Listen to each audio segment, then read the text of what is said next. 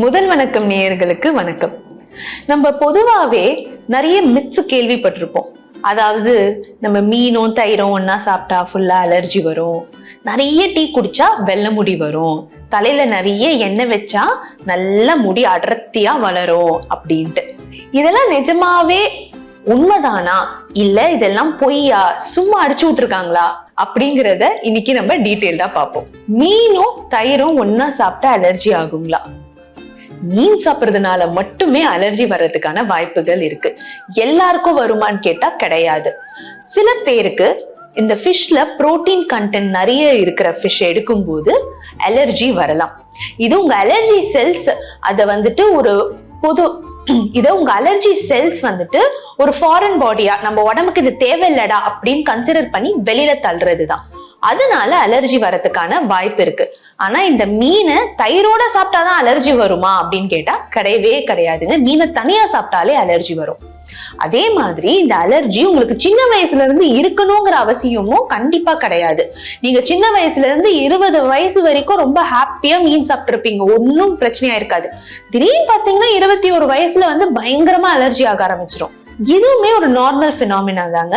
இத நம்ம delayed hyper sensitivity reaction சொல்லுவோம். அதாவது உங்களுக்கு முன்னாடியே அது ஒரு பெரிய பிரச்சனையே இருந்திருக்காது, திடீர்னு உங்க பாடிக்கு அது சரி எனக்கு இது வேணாம் நீ எடுத்துக்கோ அப்படின்னு சொல்லி தூக்கி போடுறதுதான். அது உங்களுக்கு ஏன் வருது அப்படிங்கறது நம்மளால சொல்லவே முடியாது. திடீர்னு அது எப்படி வருதோ திடீர்னு அதே மாதிரி ஒரு பாயிண்ட்டுக்கு மேல அது சரியாயிடும். இதே சம்டைம்ஸ் இது நீங்க வீட்டுல செஞ்சு சாப்பிட்டீங்கன்னா வராது, ஆனா ஒரு ஹோட்டல்ல வாங்கி சாப்பிட்டீங்கன்னா வரும். அதுக்கு காரணம் அவங்க அடிஷனலா ஆட் பண்ற கலர்ஸா கூட இருக்கலாம், ஃபிஷ்ஷோட டைப்ஸா கூட இருக்கலாம். பொதுவாவே பெரிய மீன்கள்ல புரோட்டீன் கண்டென்ட் கொஞ்சம் ஜாஸ்தி, சோ பெரிய மீன் சாப்பிடும் போது வரலாம். அதே மாதிரி இந்த கருவாடு மீன் சாப்பிடும் போதும் வரலாம். அதெல்லாம் அவாய்ட் பண்ணிட்டு ஈவன் நீங்க கடல் மீனை அவாய்ட் பண்ணிட்டு ஏரி மீனுக்கு மாறினா கூட உங்களுக்கு இந்த ரியாக்ஷன் வராம இருக்கிறதுக்கும் வாய்ப்புகள் உண்டு. ஆனா இந்த மாதிரி ரியாக்ஷன் வருதுன்னா பொதுவாவே கொஞ்ச நாளைக்கு இந்த மீனா இருக்கட்டும் இல்ல எனி ஃபார்ம் ஆஃப் சீ ஃபுட்ஸா இருக்கட்டும் அவாய்ட் பண்ணிட்டு ஒரு 3 months 4 months அது பக்கமே போகாம இந்த ரியாக்ஷன் சுத்தமா கம்மியானதுக்கு அப்புறமா கொஞ்சம் கொஞ்சமா உங்க பாடிக்கு திரும்ப அதை ரீஇன்ட்ரடியூஸ் பண்ணும்போது உங்க பாடி ஏத்துக்கிறதுக்கும் சான்சஸ் இருக்கு.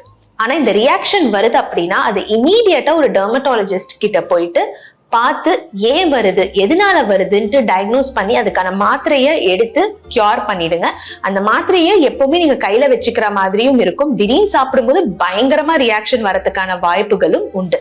இதை நீங்க லேசா எடுத்துக்க வேண்டாம். டீ குடிச்சா வெள்ளை முடி வருமா? டீல நிறைய நன்மைகள் இருக்கு. டீல நிறைய ஆன்டி ஆக்சிடென்ட்ஸ் இருக்கு, பாலிஃபினால்ஸ் இருக்கு.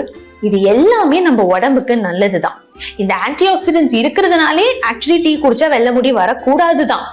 ஆனா டீயை மட்டுமே குடிச்சா 8 மணிக்கு ஒரு டீ, 11 மணிக்கு ஒரு டீ, 3 மணிக்கு ஒரு டீ, திரும்ப நைட்டு 7 மணிக்கு ஒரு டீ, இந்த மாதிரி டீயை மட்டுமே குடிச்சுக்கிட்டு ஒழுங்கா சாப்பாடு சாப்பிடாம ஃப்ரூட்ஸோ வெஜிடபிள்ஸோ எடுத்துக்காம இருந்தீங்கன்னா கண்டிப்பா வெள்ளை முடி வரதான் செய்யும். இதுக்கு காரணம் டீ கிடையாது, டீ மேல பழிய போடாதீங்க. நீங்க ஒழுங்கா சாப்பிடாததுதான் இதுக்கு காரணம். தலைக்கு எண்ணெய் வைக்கிறதுனால நல்லா கருகருன்னு முடி வளருமா? நீங்க வச்சாலோ வைக்கலனாலோ உங்க ஃபாலிக்கிள்ஸ் எவ்வளவு அப்படிங்கறது நீங்க பிறக்கும் போதே முடிவான ஒரு விஷயம். அதை நீங்க மாத்தவே முடியாது. நீங்க தலைக்கு எண்ணெய் வைக்கிறது அப்படிங்கிறது உங்களோட ஹேர் ரொம்ப ட்ரை ஆயிட்டு அதனால நிறைய டேமேஜ் நடக்கும் அப்படிங்கிறத நம்ம கம்மி பண்றதுக்கு தான். ஏன்னா நம்ம டெய்லி வெளியில போயிட்டு வரோம், சன்ரைஸ் இருக்கு, பொல்யூஷன் இருக்கு, நம்ம யூஸ் பண்ற ப்ராடக்ட்ஸ் என்ன இருக்கு, இதுல இருந்து நம்மளுக்கு டே டு டே உங்க ஹேர் ட்ரை ஆகுறதுக்கோ டேமேஜ் ஆகுறதுக்கோ வாய்ப்புகள் ரொம்ப ஜாஸ்தி. இன்ஃபேக்ட் நம்ம ஸ்கேல்ப்லயே நல்ல அமௌண்ட் ஆஃப் ஆயில் சுரக்கும்.